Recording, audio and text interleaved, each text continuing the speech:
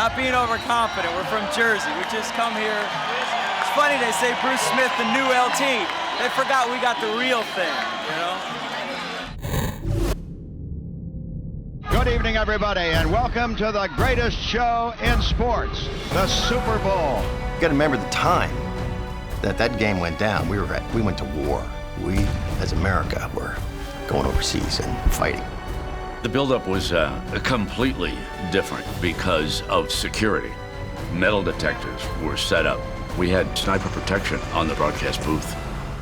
Before the game, I heard the greatest rendition of the singing of the national anthem that I have ever heard in my life by Whitney Houston.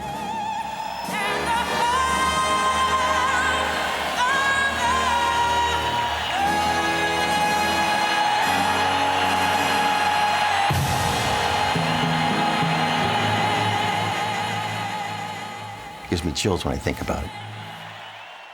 It was a crazy game. And those Bills teams with the K-gun, they were high-flying, they were blowing teams out. Bill Parcells took the air out of the ball and said, let's win a time of possession war. Bills have not had the ball in this quarter, and the clock is running, and that's just the way the Giants want it. Otis Anderson, my boy. I don't know him at all personally, but he's still my boy. Otis Anderson just like trucking it for the New York Giants, running over 100 yards. And Jim Kelly is watching helplessly at the sideline. 3rd and about 13. They have the ball at the 32-yard line of the Bills. Here's a huge play. 12-10 the score. Buffalo, third quarter. Hostetler has the ball and the snap. Throws. Complete. He's got Ingram for maybe a first down. He'll try to the 20. Yes, he's got it. What effort. What effort! When you look at a play like that in a big game, it takes you to another level. This drive is taking almost 10 minutes. Okay, touchdown! The Giants take the lead. You can take it over. You can take it over. Bills are tough. 31 seconds left. Here's a running play. Thurman Thomas at the 40, 35, 30. We're down to 12, 11, 10. Kelly may spike the ball here. I think he will spike the ball. High drama here in the Super Bowl. I can tell you exactly the thought I had when they lined up for the kick. It was both teams played to exhaustion, and both teams threw one last haymaker, and whoever fell down, the other guy tips his hat. Scott Norwood. He can fire the shot heard round the world now. Now, kickers are expected to make a 48-yarder every time, you know, and in those days you kind of thought, well, this is on the verge, this is a long kick for him. Puts it down on the way, it's long enough. You hear that ball coming off the bat, and you know that he struck it solidly.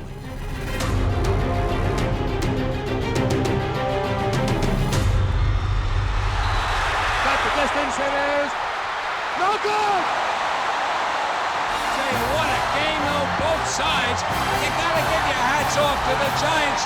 They played their hearts out. It goes down to one of the great games. I think it goes down as the only one-point game in the history of Super Bowl. That game, in my opinion, is no doubt one of the greatest games in NFL history.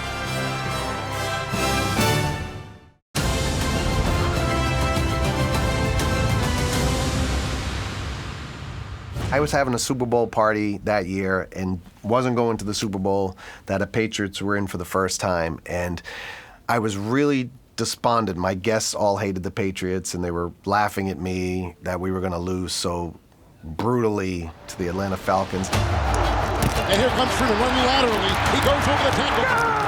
Dives and falls into the end zone. Touchdown, Atlanta! Ryan takes the snap, throw for Hooper. He caught it! Touchdown, Atlanta! Pass is picked off. Alfred on the run to the 40. Goodbye. He's going to waltz into the end zone and a pick six to expand the Falcons' lead. The Atlanta Falcons, everything that they are doing is working. I remember it being halftime and us just being like blown away and feeling like we had it in the bag. I went upstairs to my room just to cool off for a minute, and my son popped his head out of his room and he said, "Hey, Dad, why don't you come watch the game in here and we'll make them come back. I'll be the good luck charm and they'll win the game. Focus on the game. The Patriots need our energy right now." Let's go, baby. Gonna be a hell of a story. Hell yeah. I can't sit back in this and be happy because what if they lose this game? You gotta play harder. You gotta play tougher, harder, tougher, everything. The sack, Matt Ryan getting sacked, and it was completely changed the momentum in that game. Ryan waits on the snap, backs up, a blitzer coming, and Hightower gets to the quarterback. Ball is loose. Patriots sacking Ryan and recovering at the 25. What a play by Hightower, giving New England a chance. What we learned and what everybody ought to learn is you don't give a champion oxygen like that. Then all of a sudden, New England started catching everything. Tom looks left, throws it for Amendola. Touchdown, Patriots! It's a one-score game. Falcons 28, Patriots 20. I started to text my wife to say, "Honey, I'm not coming back down to the party." I have to say to my son, he said, "Put your phone down. She'll understand." Gotta believe. Gotta believe, boys. Shotgun snap to Brady. Stands in, throws down the middle for Edelman. Ball's tipped, and Julian diving for it. Did he make the catch? He's got it! It was like a centimeter from the ground. If that had been different, it would have been a different game. Every person in Atlanta, you could just feel all of their like butts clenching and then the hearts breaking because it was just like, that just happened. Tom takes the snap. He backs up, hands it to White. Up the middle! Touchdown, Patriots! 57 seconds to go and 2 for the Tide. Tom takes the snap. Quick throw to Amendola. Screen left. Reaches across the goal line. It's a tie game in Super Bowl 51. I can't believe it! Yeah! Yeah! And we go to overtime here in Houston. First time in Super Bowl history. Nice job, Dola! Overtime. In the Super Bowl, who does this? They get the toss. Nobody, I don't think, even felt like we had a chance to win. I felt like they were going to get down on the 1 yard line, pound it in. That's exactly what happened. Ball game. 2 yards from a 5th Super Bowl championship. Toss sweep right for James White. Driving forward, diving to the goal line. A touchdown and a title for the Patriots. To see that team overcome the most unbelievable odds, to share that with my boy, it's a moment you dream of as a dad. They have completed the greatest comeback in Super Bowl history, led by the greatest quarterback. I feel silly getting emotional about it, but I'm gonna be an old man someday, and he's gonna have his own kids, and he's gonna remember that. Great buzz in this stadium right now. Patriots and the Seattle Seahawks, reigning Super Bowl champs. I always thought about going to those games, but I had watched the Seahawks so long with a certain group of friends, and so we always watched those playoff games those years at the same bar in New York. The handoff inside to Lynch. He's down inside the 5, down to the 2. He dives in. Is he? It is! Touchdown!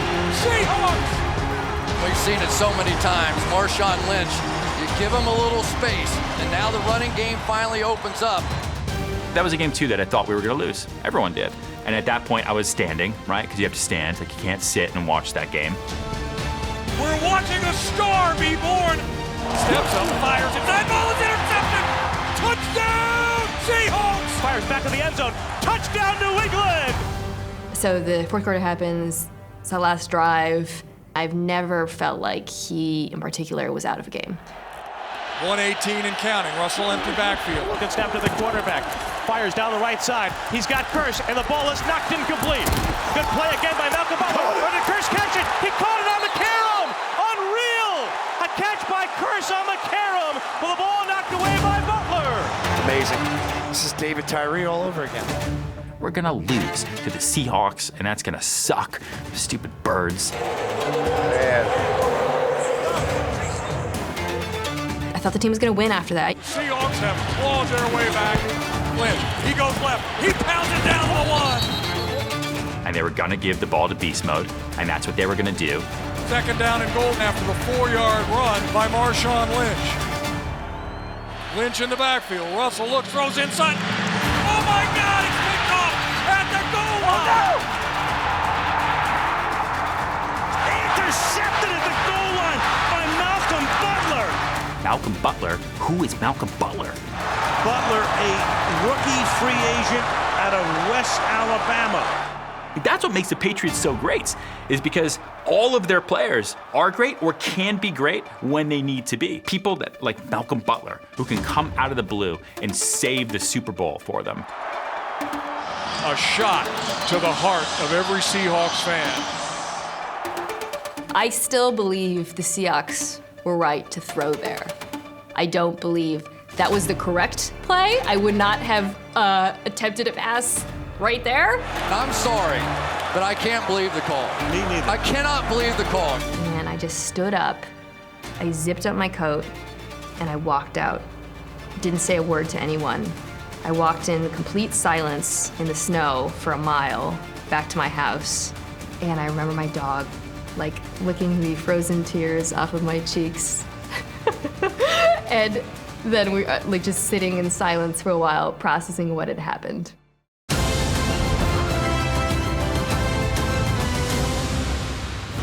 Actually, the greatest game I ever saw, I didn't see. It wasn't even televised. It was like the first game that wasn't sold out in Buffalo in my entire life. Fasten your seatbelts. It's playoff time. The Bills will have to beat the Oilers without their number one man, Jim Kelly. Frank Reich will start at quarterback. I didn't play particularly well. Our team didn't play particularly well, and we got hammered. Boone looking to throw. Pump fakes, forced out to his left. Now throws, touchdown! Yeah! Fake it to White, looking into the end zone, got it, touchdown! I mean, the first half is just a blowout. The fourth touchdown pass for Warren Moon. A rich stadium rout, at least at halftime.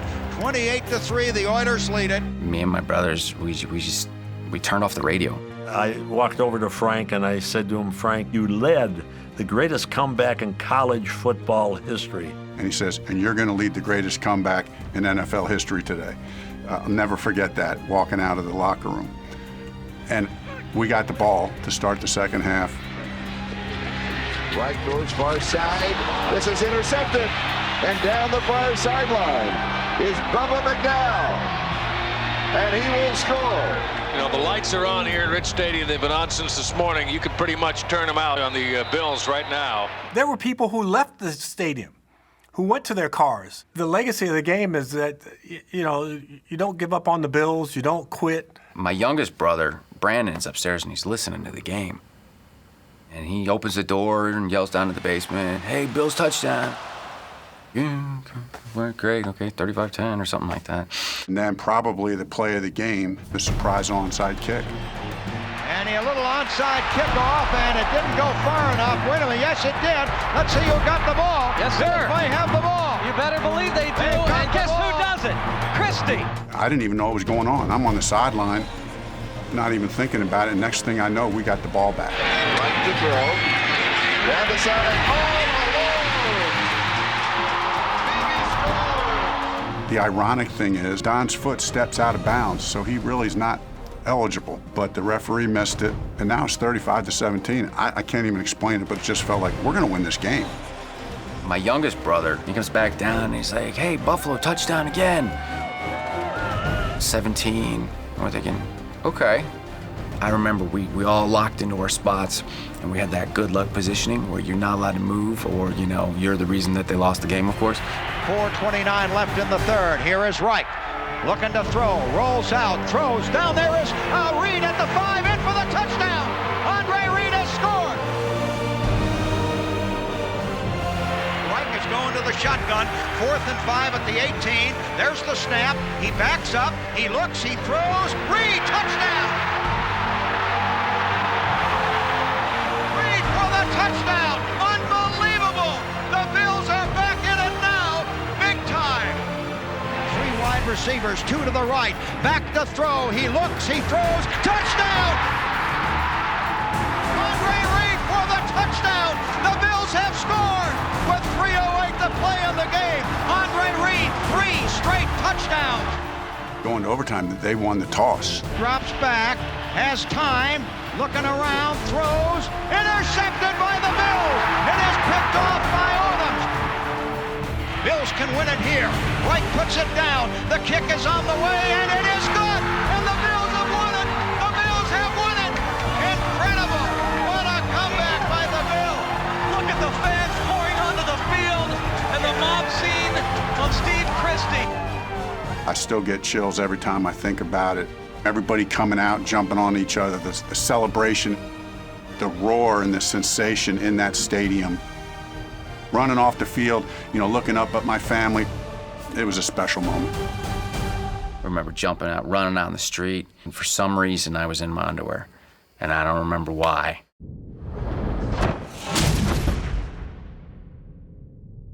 After the first two Super Bowls, when the Packers crushed both the Chiefs and the Raiders, that people were saying this merger was a mistake or that the AFL can't stand up there. And then Joe Namath and the New York Jets make Super Bowl III as that almost a full 3-touchdown underdog. Joe Namath, of course, is the man that the Colts have to stop. But Namath has not been bashful this week, and he has said that the Jets are going to win. He doesn't even predict it. He said, I guarantee a Jet victory. We all took, these T-shirts and took magic markers, and we wrote number 12 on our back, and we wrote Namath on our back.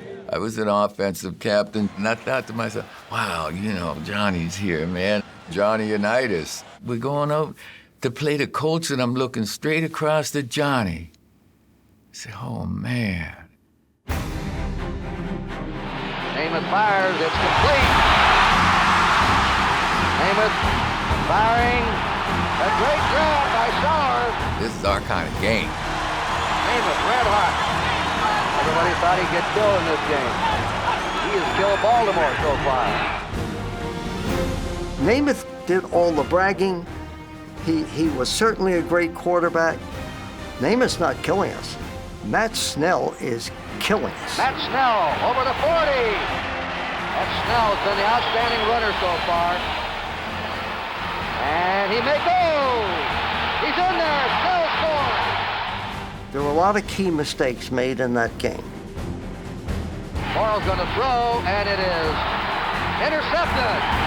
Morrow, slant, intercepted. Tom Matty could throw a pass back to Morrow. All alone is Jimmy Orr, but they hit down the middle to Matty, intercepted. The third interception for New York. They had Jimmy Orr all alone, and they didn't see. I was very nervous at the end of that game when they finally pulled Earl Morrow and they put in Johnny Unitas. Get him, Big Green. Get him, Big Green. Here's Unitas. Intercepted. Andy Beverly downs it. That's the fourth interception by the Jets in the game. You may be sitting in one of sports' greatest upsets in history. I remember after the game, my dad was upset. He said, we could have shut him out. Joe Namath never threw a pass in the fourth quarter of the game. It's like, this one's over.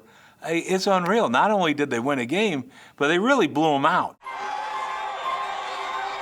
The Jets beating the Baltimore Colts 16-7 gives the AFL the first Super Bowl championship. They said it would be years before they play a close game, and they almost shut out the Colts today. The league changed that day. It wasn't the best played, it wasn't the best quarterbacking performance, but it was the most important Super Bowl ever played. The New York Jets are the world champions. They have upset the Baltimore Colts and beat them handily here today. Later on, I got contacted by Steve Sable and said, come in for America's game, would you do the Jets? And you see Namath, he lights up like it was yesterday. He's like, we did it, we did it. We did it. We did it. And I choked up when we were recording. I got choked up, I couldn't even finish. I'll never forget that as long as I live.